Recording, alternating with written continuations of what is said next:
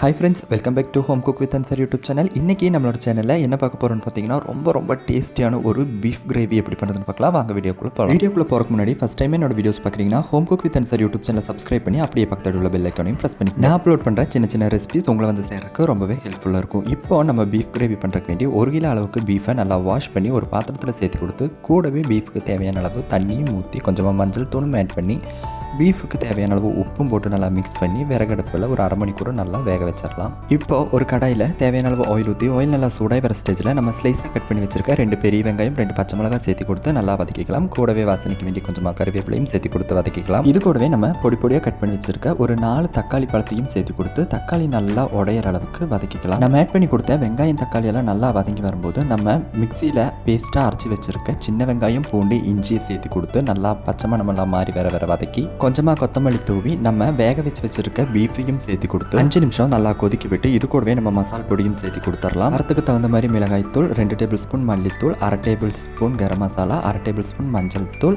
2 table spoon மிளகுத்தூளும் சேர்த்து கொடுத்து beef வேக வைக்கும்போது ஆல்ரெடி நம்ம உப்பு போட்டிருக்கோம். இப்போ குழம்புக்கு தேவையான கொஞ்சமாக உப்பும் சேர்த்து கொடுத்து குழம்பு நல்லா கொதிச்சு தண்ணியெல்லாம் நல்லா வெத்தி எண்ணெய் நல்லா பிரிஞ்சு வர ஸ்டேஜில் ஃபைனலாக கொஞ்சம் கொத்தமல்லி தூவி இறக்கணும்னா சூப்பரான பீஃப் கிரேவி தயார். இந்த ரெசிபியை நீங்களும் உங்கள் வீட்டில் மறக்காமல் ட்ரை பண்ணி பாருங்கள். வீடியோ பிடிச்சிருந்தா லைக் பண்ணுங்கள், ஷேர் பண்ணுங்கள், கமெண்ட் பண்ணுங்கள். மறக்காம இந்த மாதிரி சின்ன ரெசிபிஸ்க்கு வேண்டி home cook with Ansar YouTube சேனலை சப்ஸ்கிரைபும் பண்ணிங்க. இந்த ரெசிபியோட ஃபுல் வீடியோ நம்மளோட சேனலில் அவைலபிளாக இருக்குது. உங்களுக்கு டைம் கிடைச்சா அதையும் பார்த்து என்ஜாய் பண்ணுங்கள். அடுத்தது சின்னதான சிம்பிளான ஹெல்த்தியான டேஸ்டியான ஒரு ரெசிபியில் சந்திக்கலாம். டாடா.